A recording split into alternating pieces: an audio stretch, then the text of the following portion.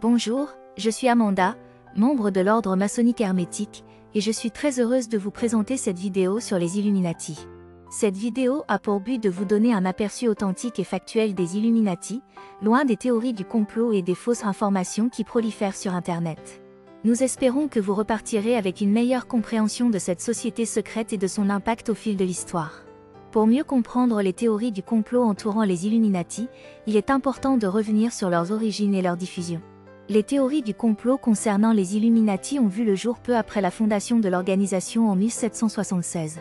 En raison de la nature secrète de la société, les pouvoirs en place et les groupes religieux ont rapidement commencé à s'inquiéter de leurs activités et de leurs objectifs.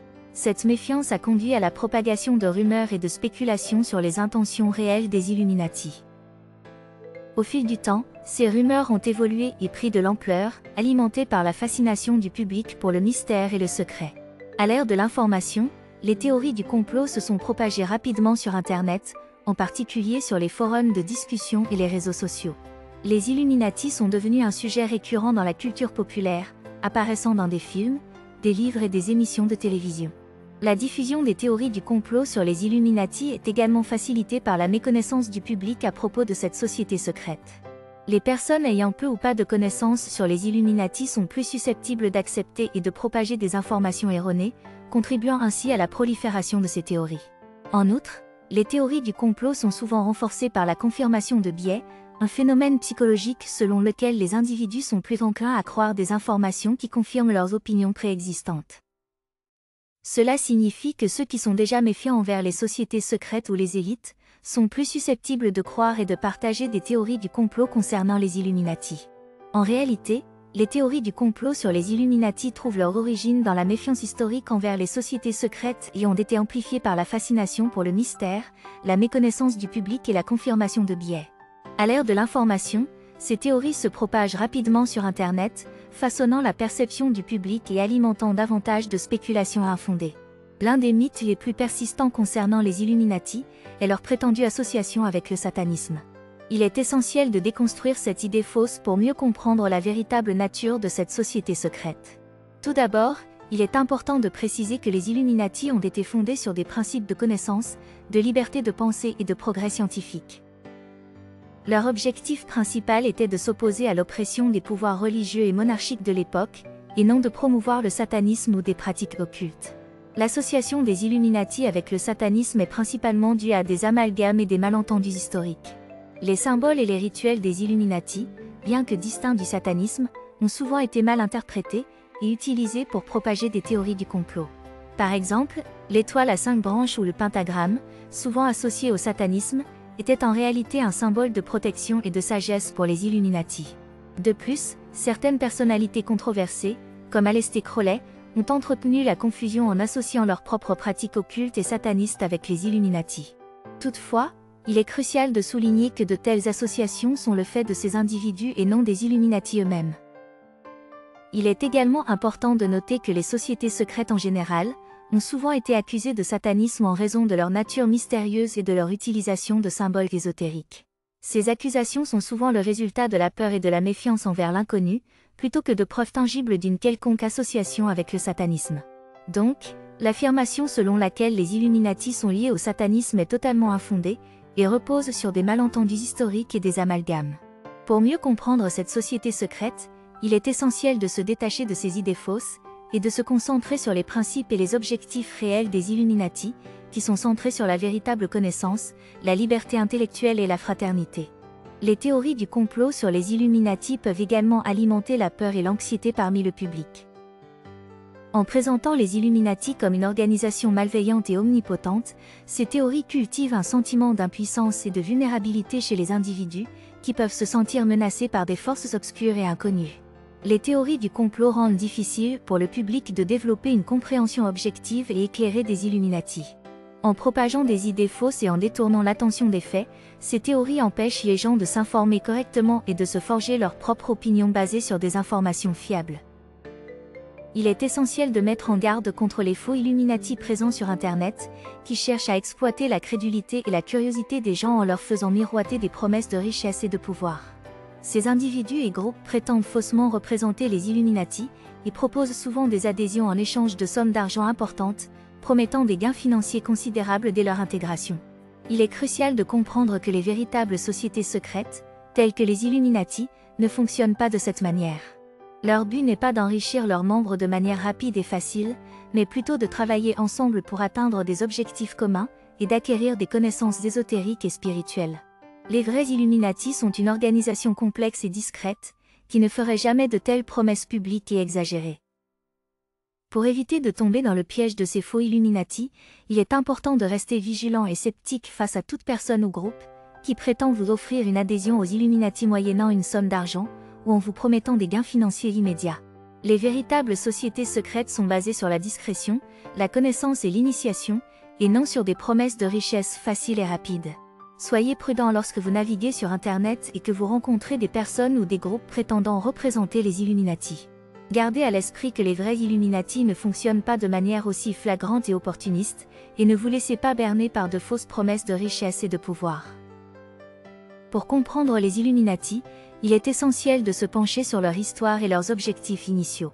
Cette société secrète a été fondée en 1776 par Adam Weishaupt, un professeur de droit canonique et de philosophie à l'université d'Ingolstadt, en Bavière.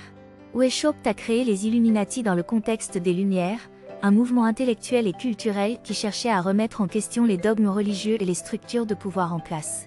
Les Illuminati étaient initialement un groupe restreint d'intellectuels qui cherchaient à promouvoir les idéaux des Lumières et à répandre la connaissance et la liberté de penser. Les objectifs principaux des Illuminati étaient de lutter contre l'obscurantisme, l'oppression religieuse et les abus de pouvoir des élites. Ils aspiraient à créer une société plus éclairée et égalitaire, fondée sur la raison, la science et la justice sociale. Leur programme incluait la promotion de l'éducation, l'égalité des droits pour tous, et la séparation de l'Église et de l'État. Les Illuminati étaient organisés en grades et en degrés d'initiation, similaires à ceux de la franc-maçonnerie. Les membres progressaient à travers les rangs, en se conformant à des rituels et en acquérant des connaissances ésotériques. Ces pratiques visaient à renforcer la cohésion du groupe, et à développer la discipline et la loyauté envers les idéaux des Illuminati. En raison de leur opposition au pouvoir en place et de leur nature secrète, les Illuminati ont rapidement attiré l'attention des autorités et de l'Église. En 1785, le gouvernement bavarois a interdit les sociétés secrètes, y compris les Illuminati, et a persécuté leurs membres. Les Illuminati ont été officiellement dissous et leurs activités sont devenues clandestines. Bien que l'organisation originale des Illuminati de Bavière n'existe plus, les Illuminati se sont perpétués jusqu'à nos jours. Leurs idéaux et leur influence peuvent être retracés dans les mouvements révolutionnaires du XVIIIe et XIXe siècle, tels que la Révolution française et les mouvements républicains en Europe. De nombreux groupes ésotériques et sociétés secrètes actuelles s'inspirent également des enseignements et des rituels des Illuminati. En résumé, l'histoire et les objectifs des Illuminati doivent être compris dans le contexte des Lumières et de leur lutte pour la liberté intellectuelle et la justice sociale. Bien que l'organisation ait été dissoute, elle existe à notre époque sous d'autres formes. Pour mieux appréhender les Illuminati, il est important de se concentrer sur ces aspects historiques et idéologiques, plutôt que sur les théories du complot et les idées fausses qui les entourent. Je dois vous parler maintenant de Cagliostro, le fondateur du rite de la haute maçonnerie égyptienne. Cagliostro a voyagé à travers l'Europe au cours de sa vie, fréquentant les cercles maçonniques et les sociétés secrètes. Il est notamment entré en contact avec la maçonnerie égyptienne, une forme de franc-maçonnerie qui incorporait des éléments ésotériques et hermétiques. Adam Weishaupt et Cagliostro partageaient un intérêt pour les sociétés secrètes et les mouvements initiatiques. Tandis que Weishaupt fondait les Illuminati, Cagliostro s'impliquait dans la franc-maçonnerie et fondait sa propre loge maçonnique égyptienne. Certains historiens affirment que Cagliostro était membre des Illuminati. De fait, bien que leurs approches et leurs méthodes aient été différentes, Cagliostro et Weishaupt partageaient certains idéaux des Lumières, tels que la liberté de penser, l'égalité et la quête du progrès scientifique. Cependant, Cagliostro se concentrait davantage sur les aspects mystiques et occultes, tandis que Weishaupt prônait une approche plus rationnelle et politique. Dès le départ donc, il y eut des liens entre la franc-maçonnerie égyptienne et les Illuminati. L'intérêt pour l'Égypte ancienne et ses mystères était partagé par certains membres des Illuminati, qui voyaient dans cette civilisation un modèle de sagesse et de connaissances ésotériques. La maçonnerie égyptienne et les Illuminati partageaient un même intérêt pour l'ésotérisme et la quête de la connaissance secrète. Les deux groupes aspiraient à transcender les limitations imposées par les dogmes religieux et les structures de pouvoir, et à accéder à une compréhension supérieure de la réalité. Cette quête commune a sans doute contribué à des échanges d'idées et à des influences mutuelles entre les deux mouvements. De nombreux Illuminati ont fait partie de loges égyptiennes et inversement, certains maçons égyptiens de haut rang ont été acceptés au sein des Illuminati. J'en viens maintenant au rite écossais. Le rite écossais ancien et accepté est l'un des systèmes de grades maçonniques les plus répandus et les plus populaires au sein de la franc-maçonnerie. Il est composé de 33 degrés, chacun représentant une étape dans l'évolution spirituelle, intellectuelle et morale du franc-maçon. Les 33 degrés du rite écossais ancien et accepté sont divisés en 4 groupes distincts: les degrés symboliques, les degrés de la loge de perfection, les degrés du chapitre Rose-Croix et les degrés du consistoire. Le 33e degré est le plus haut grade du rite écossais. Il est attribué aux membres qui ont démontré un engagement exceptionnel envers les idéaux, les enseignements et les activités de la franc-maçonnerie. Le 33e degré symbolise la sagesse ultime, l'accomplissement et la responsabilité envers la communauté maçonnique et la société en général. Il est important de noter que les degrés du rite écossais ancien et accepté ne sont pas des échelons hiérarchiques stricts, mais plutôt des étapes d'apprentissage et de développement personnel. Les membres progressent à travers ces degrés en participant à des rituels et des études, en approfondissant leur compréhension des enseignements maçonniques et en s'engageant activement dans la vie de leur loge. Chaque degré apporte une nouvelle leçon et un nouvel éclairage sur les mystères maçonniques, permettant aux membres de grandir et de s'épanouir tant sur le plan personnel que spirituel. Il est important de noter que les degrés du rite écossais ne sont pas des échelons hiérarchiques stricts, mais plutôt des étapes d'apprentissage et de développement personnel. Les membres progressent à travers ces degrés en participant à des rituels et des études, en approfondissant leur compréhension des enseignements maçonniques et en s'engageant activement dans la vie de leur loge. Le 33e degré symbolise la sagesse ultime, l'accomplissement et la responsabilité envers la communauté maçonnique et la société en général. Chaque degré apporte une nouvelle leçon et un nouvel éclairage sur les mystères maçonniques, permettant aux membres de grandir et de s'épanouir tant sur le plan personnel que spirituel. Ce que peu de maçons savent, c'est qu'il existe un système additionnel de 5 grades supplémentaires correspondant aux Illuminati. Voici une présentation de ces grades et de leurs attributions. Illuminato intellectuel et artistique. Les membres de ce grade seraient responsables de promouvoir et de préserver les connaissances intellectuelles et artistiques au sein de l'ordre. Ils chercheraient à stimuler la créativité, l'innovation et la réflexion critique parmi les membres, et à utiliser ces talents pour influencer la culture et la société. Illuminato de l'équilibre politique. Ce grade aurait pour mission de veiller à l'équilibre politique et à la stabilité des structures de pouvoir. Les membres travailleraient à identifier les forces et les faiblesses des systèmes politiques existants, et à promouvoir des réformes et des changements en accord avec les principes des Illuminati. Illuminato chercheurs spirituels et scientifiques. Les membres de ce grade se concentreraient sur l'étude et l'exploration des domaines spirituels et scientifiques. Ils chercheraient à élargir les connaissances humaines en découvrant de nouvelles vérités et en développant une compréhension plus profonde de l'univers et de la nature humaine. Illuminato visible international. Les membres de ce grade seraient chargés de représenter et de promouvoir les intérêts des Illuminati au niveau international. Ils travailleraient à établir des réseaux et des alliances avec d'autres organisations, et à diffuser les enseignements et les objectifs des Illuminati dans le monde entier. Et enfin le grade de Illuminato invisible de l'univers. Ce grade est le plus élevé et le plus secret des grades additionnels. Les membres de ce grade seraient les véritables maîtres et gardiens des enseignements ésotériques des Illuminati. Ils travailleraient dans l'ombre, orchestrant et supervisant les activités de l'ordre, et veillant à la réalisation de ses objectifs ultimes. En ce qui concerne l'ordre maçonnique hermétique, il est dit qu'un de ses cercles intérieurs se nomme « Cercle des Illuminati ». Ce cercle représente un groupe restreint de membres hautement initiés qui détiennent les enseignements les plus profonds et les plus secrets de l'ordre. La relation entre les Illuminati et la franc-maçonnerie est complexe et sujette à de nombreuses interprétations.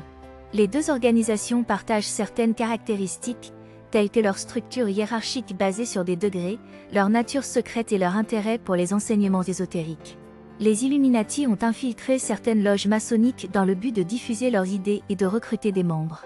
La franc-maçonnerie est donc une des voies qui y mène. Regardez ce dessin. L'étage supérieur de la pyramide, celui qui se détache, correspond aux Illuminati. Observez bien l'espace qu'il y a entre le reste de la pyramide et le pyramidion. Cet espace signifie que ce que l'on y enseigne n'est pas dans le prolongement de ce qu'on enseigne dans les étages inférieurs. On est là dans un corpus doctrinal entièrement différent, et on réinterprète même certains symboles. Par exemple en franc-maçonnerie, il y a certains symboles que l'on explique d'une certaine façon au départ, et là on vous dit, certes c'était vrai, mais il y a aussi une autre interprétation bien plus profonde et spirituelle et là, on nous la révèle. On vous décrit aussi un monde qui est très différent de ce qu'imagine le commun des mortels. Si les gens à l'extérieur voyaient comme ces très hauts initiés perçoivent le monde, ils les prendraient pour des fous, dans la mesure où leur vision de la réalité est très différente de la vision commune partagée par la masse des gens. La masse ignore ce qui se joue sur Terre actuellement, ignore la problématique de l'existence humaine, alors qu'à ce niveau-là, ils savent. Un des symboles des Illuminati révélés autrefois au grade de Minerval est la chouette Minerve, ou chouette de la sagesse. Minerve était la déesse romaine de la poésie, de la sagesse et de la magie. Elle était souvent représentée avec une chouette, symbole de sagesse, car c'est un animal capable de voir dans l'obscurité. L'enseignement des Illuminati à leurs membres est un sujet entouré de mystères et de spéculations. Cependant, il est généralement admis que les Illuminati, en tant que société secrète ésotérique, transmettent un certain nombre de connaissances, de principes et de compétences à leurs membres. Voici quelques-uns des domaines d'enseignement qui sont souvent associés aux Illuminati. Les Illuminati sont réputés pour enseigner des connaissances ésotériques et occultes à leurs membres. Cela inclut des informations sur les traditions mystiques, la symbolique, l'astrologie, la numérologie, la magie et d'autres disciplines occultes. Les membres des Illuminati étudient également diverses philosophies et systèmes de croyances spirituelles, avec l'objectif de comprendre les lois universelles et les principes qui régissent l'existence. Les enseignements de la société secrète pourraient inclure des éléments de la philosophie grecque, de l'hermétisme, du gnosticisme, de la kabbale et d'autres traditions spirituelles. Les Illuminati sont également intéressés par la science et la technologie, car elles peuvent être utilisées pour améliorer la condition humaine et acquérir une compréhension plus profonde de l'univers. Les membres pourraient étudier des disciplines telles que la physique, la biologie, la chimie et les mathématiques, ainsi que les dernières avancées en matière de technologie et d'ingénierie. Les Illuminati enseignent à leurs membres comment naviguer et influencer les structures de pouvoir dans la société. Cela inclut des compétences en leadership, en communication, en négociation et en persuasion, ainsi que la compréhension des systèmes politiques et économiques. Il est important de noter que les enseignements spécifiques des Illuminati varient probablement en fonction du contexte historique et culturel, ainsi que des objectifs et des priorités de la société secrète à un moment donné.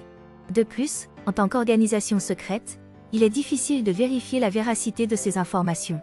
Néanmoins, ces domaines d'enseignement donnent un aperçu des connaissances et des compétences que les Illuminati pourraient transmettre à leurs membres pour les aider à réaliser leurs objectifs et à s'épanouir en tant qu'individus. Dans cette vidéo, j'ai abordé divers aspects importants concernant les Illuminati, en démystifiant les théories du complot et en offrant une perspective éclairée et factuelle sur cette société secrète. Parmi les points clés abordés, citons les origines et la diffusion des théories du complot concernant les Illuminati, ainsi que leurs conséquences sur la perception du public. La démystification des liens entre les Illuminati et le satanisme.